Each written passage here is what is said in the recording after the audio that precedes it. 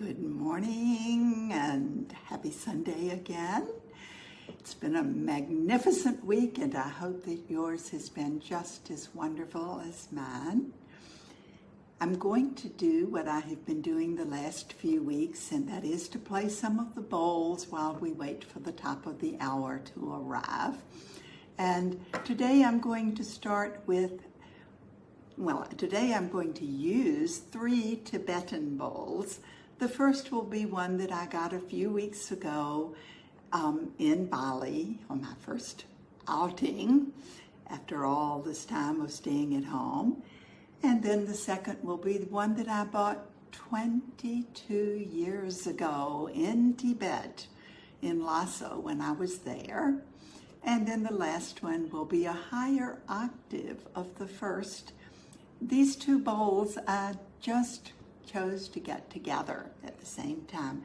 So enjoy. I have used my sacred mountain first and breathed it in and held my hands over each one of the bowls, intending that it assist the bowls in having that strong connection which will support each of you listening. So this first one is very heavy, and I'll get it out here. And I discovered something this week too, that by using a little piece of cloth, and this is one of our little cotton napkins, that it would prevent my ring from creating a challenge. So enjoy.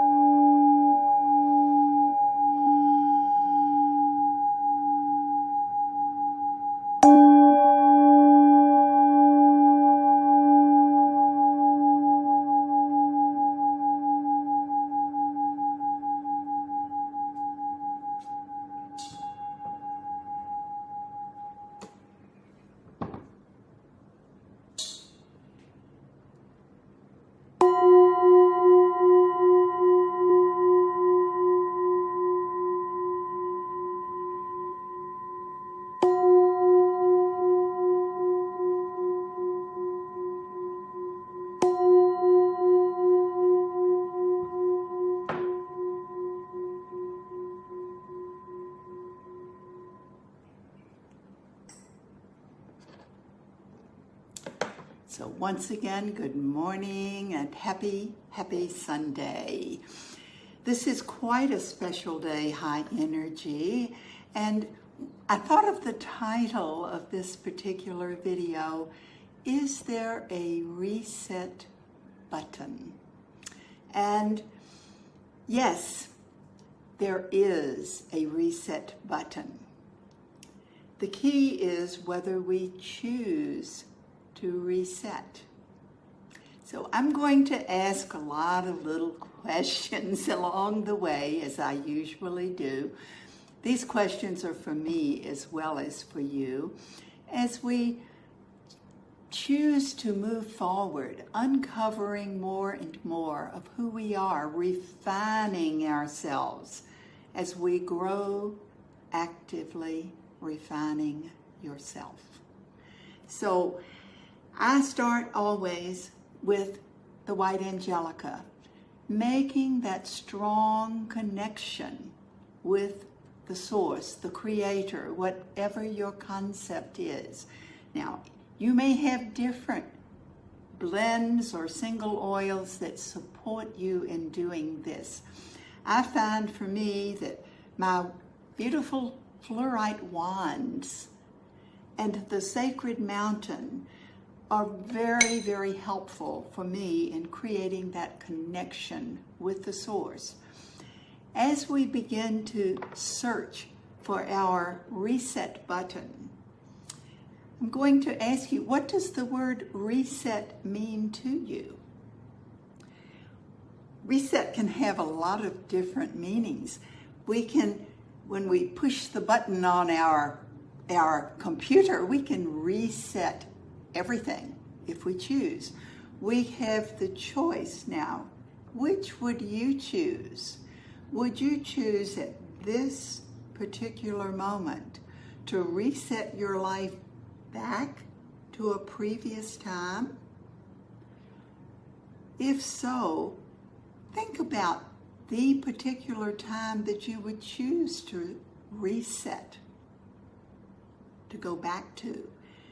If you remember on our computer, we can choose how far back we would like to reset things. We also have the choice to wipe the slate clean, to totally reset where we are and where we are going. Does that scare anyone? It's kind of a heavy, heavy thing.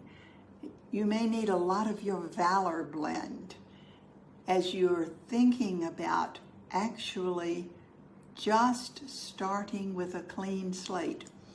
Today happens to be another full moon. Today, January. See, that's how difficult it is for me.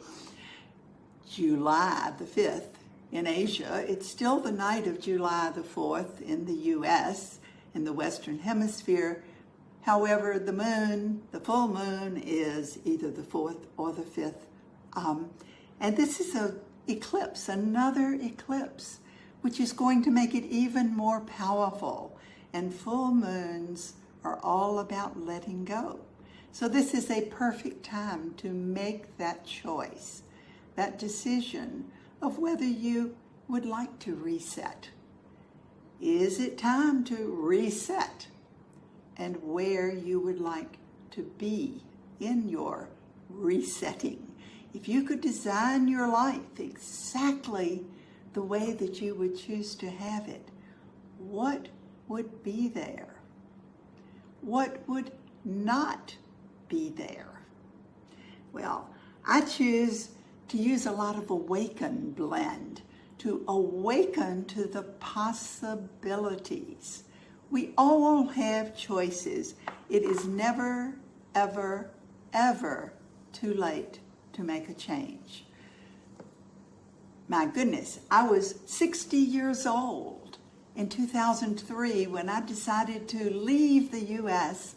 and move to Asia on the other side of the planet, which to me was terrifying.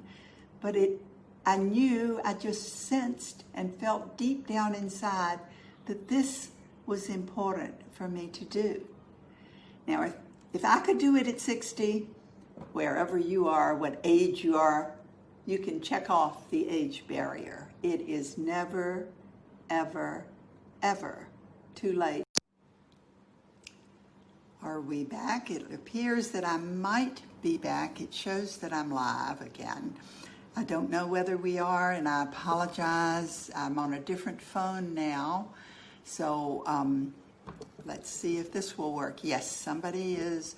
I have a message on here, so somebody is there. I do apologize. I was talking about being inspired and attempting to pay attention to what we would choose to do, where we would choose to be when we reset that button.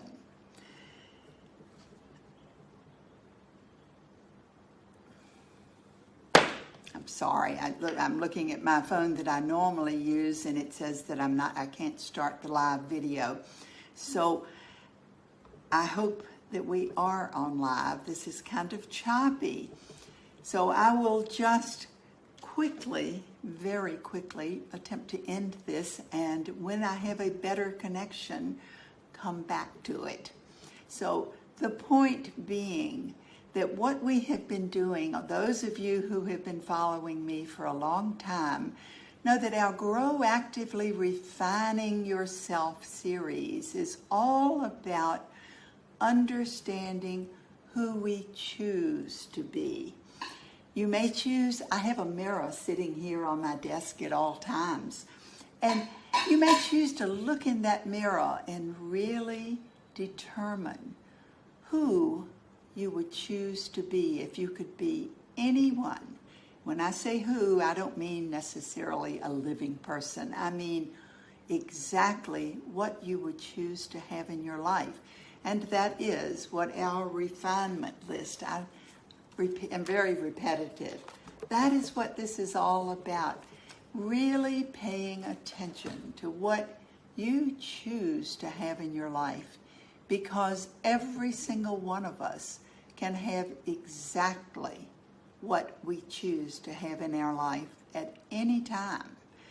And we can choose to eliminate those things that we really will not allow in our lives.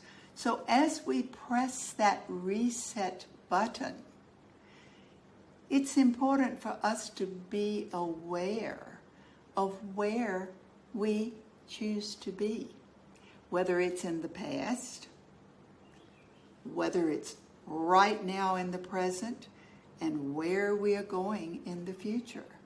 Now, everything is about change. Everything is about change. I spent the first 50 years of my life attempting to conform. I was the model of conformity, conservative conformity. After age 52 and a half, almost 53, I burst out of the mold, and I have been breaking out of the mold ever since. Because change is never too late. And my life at this point is so different from that life of conformity. Flexibility is not easy. That has been probably my most difficult thing, because I was a chronic planner.